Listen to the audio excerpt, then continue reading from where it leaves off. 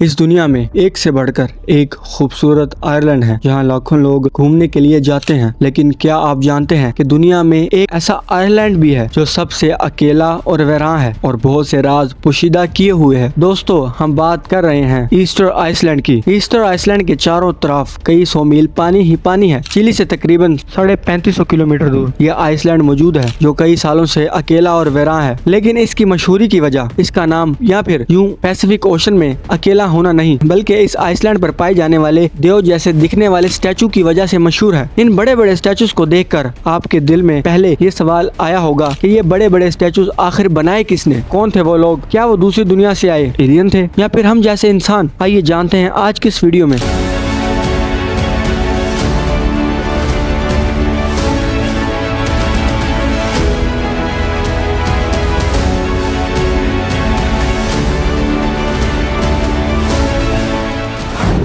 ये बात है ईयर 1722 यानी आज से 300 साल पहले, जब एक डच एक्सप्लोरर जैकोब रैगविन किसी और जजीरे की तलाश में निकला, लेकिन गलती से इस जजीरे पर आकर अटक गया। ये 5 अप्रैल का दिन था और मसीही मुकद्दस त्योहार ईस्टर संडे था। अब क्योंकि वो संडे के दिन यहाँ उतरा था तो इसने इसका नाम ईस्टर आइसलैंड रख दिया। इसने यहाँ देखा कि कुछ स्टैचूज जजीरे को पीठ देकर खड़े हुए हैं। देखने में स्टैचूज देव की तरह लगते थे जिनको बड़ी महारत से पत्थर को तराश कर बनाया हुआ था। इनमें से कुछ मुजस्मे ऐसे थे जिनकी बड़ी बड़ी आंखें थी जो धूप में चमकती थी। इनको देखकर ऐसा लगता था कि कुछ देवता समंदर पर नजर रखे हुए हैं। जैकोब रैगविन जब वहां पहुंचे तो वहां पहले से कुछ लोग आबाद थे जो इस आइलैंड को रापा नुई के नाम से पुकारते थे। लेकिन इन स्टैचूज को किसने बनाया ये इन लोगों को भी मालूम नहीं था। जैकोब के बाद इस आइलैंड पर आर्कियोलॉजिस्ट आना शुरू हो गए। कुछ यहाँ इस कदीम जमाने के मुजस्समों को देखने आते और कुछ इसके पीछे छुपे राजों से पर्दा उठाने की कोशिश में लग जाते। दोस्तों, ईस्टर आइसलैंड समंदर में इतना तन्हा है। इसका पड़ोसी पिटकैन आइसलैंड यहाँ से 2075 किलोमीटर दूरी पर है, लेकिन यहाँ पर इंसानों का नामो निशान नहीं मिलता। इसी तरह 500 आबादी वाला करीबी आयरलैंड यहाँ से तकरीबन 2600 किलोमीटर दूर है जो मनगेरिवा के नाम से जाना जाता है, जबकि खुद ईस्टर आइसलैंड चिली की टेरिटरी में आता है और यहाँ से चिली का साहिल भी 3512 किलोमीटर दूर है। इस आइलैंड में तकरीबन 1000 से ज्यादा बड़े बड़े मुजस्मे मौजूद हैं और इन मुजस्मों को मोआई कहा जाता है। इनमें से कुछ मुजस्मों की आंखें हैं और कुछ बगैर आंखों के बनाए गए हैं। इन सभी मुजस्मों की नाक लंबी और बड़ी है, जबकि चेहरा लंबा और सर चिपटा हुआ। और इनमें से कई मुजस्मों पर सामान भी लदा हुआ है जिनको देखकर लगता है कि वो किसी किस्म के मजदूर हैं जो सामान उठा रहे हैं। इतना ही नहीं, इन मुजस्मों में कुछ का पूरा जिस्म है और कुछ का सिर्फ मुंह ही बनाया गया है। लेकिन साल 2012 में एक्सकवेशन के दौरान जब इन मुजस्मों की खुदाई की, जिनके सिर्फ मुंह ही जमीन पर नजर आ रहे थे, खुदाई के बाद ये पता चला कि ना सिर्फ चेहरे थे बल्कि इनकी पूरी बॉडी थी जिनको जमीन में दफन किया गया था। इन तमाम स्टैचू में सबसे बड़े स्टैचू की लंबाई 33 फीट है, जबकि इसका वजन 90,000 किलोग्राम है, जिसको उठाना इंसानों के लिए नामुमकिन है। रिसर्च के दौरान एक्सपर्ट्स को वहां एक और मुजस्मा मिला जो इनकम्प्लीट छोड़ दिया गया था, जिसकी हाइट 70 फीट बताई जाती है, जिसका वजन बनने के बाद 300 टन के आसपास होगा। ये सब देखकर तमाम आर्कियोलॉजिस्ट हैरान और परेशान थे कि इतने बड़े पत्थरों को तराशना और इसको समंदर के किनारे तक ले जाना तकरीबन इस वक्त इंसानों के लिए नामुमकिन है। इस वजह से कई सालों तक ये समझा जाता था यहाँ कई साल पहले दूसरी दुनिया से एलियन आए थे और इन्होंने ही इन तमाम मुजस्मों को बनाया। लेकिन ये डिस्क्रिप्शन ज्यादा देर तक नहीं टिक पाई। ईस्टर आइसलैंड पर कुछ साल पहले आर्कियोलॉजिस्ट खोज करते हुए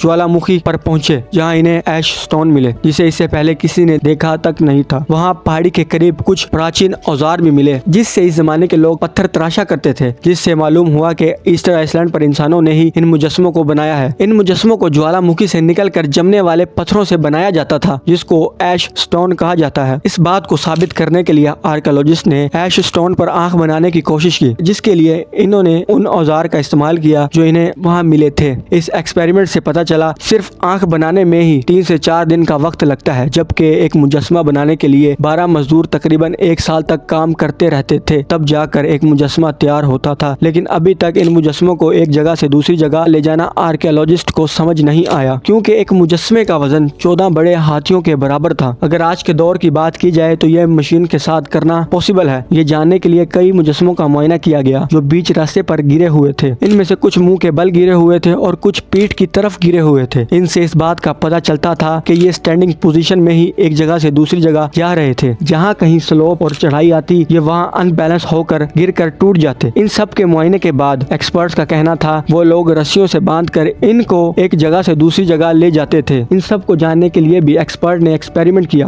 इन्होंने एक कंक्रीट की मदद से एक मुजस्मा बनाया और इसके तीनों तरफ रस्सियां बांधी और एक खास एंगल पर झुकाने के बाद इसको खींचा गया तो ये मुजस्मा आगे बढ़ना शुरू हो गया और कुछ ही वक्त में इसने 50 फीट का सफर तय कर लिया। इससे ये बात तो सामने आ गई कि ईस्टर आइसलैंड के लोग भी इसी तरह मुजस्मों को एक जगह से दूसरी जगह ले जाया करते थे। दोस्तों, इन तमाम बातों का फैसला हो चुका था, लेकिन ये बताना बहुत मुश्किल है कि वो लोग कौन थे जिन लोगों ने इन मुजस्मों को बनाया और क्या वजह थी इन मुजस्मों को बनाने की और क्यों वो लोग कुछ मुजस्मों को अधूरा ही छोड़ गए थे। एक स्टडी के मुताबिक रापा नुई यानी ईस्टर आइसलैंड पर किसी दौर में पोलिनेशियन रहा करते थे जो सन 300 में यहाँ आए थे, यानी आज से 1700 साल पहले। हैरत अंगेज तौर पर जैसा आज ईस्टर आइसलैंड दिखाई देता है, पहले ऐसा नहीं था। यहाँ एक घना जंगल था जिसमें बड़े बड़े दरख्त थे। इस दौर के लोगों ने मुजस्मों को मूव करने के लिए इन तमाम दरख्तों को काट दिया, जिस वजह से डिफॉरेस्टेशन बढ़ गई। खुराक की कमी की वजह से लोग आपस में लड़ना झगड़ना शुरू हो गए। इस आइसलैंड पर कई इंसानों के स्केलेटन भी मिले हैं जिन पर गहरी चोटों के निशान हैं, जो इस बात की गवाही देते हैं कि यहाँ सिविल वॉर हुई थी, जिसकी वजह से कुछ लोग मारे गए और कुछ ये जगह छोड़कर कहीं दूर दराज इलाके पर चले गए। दोस्तों, इन तमाम बातों से पता चलता है कि इस जमाने के लोग मुजस्मों को बनाना अपना काम समझते थे या फिर वो इसको बनाकर इसकी पूजा करते थे, कोई नहीं जानता। इस तरह की मजीद वीडियोस देखने के लिए मेरे YouTube चैनल को सब्सक्राइब करें। अल्लाह हाफिज।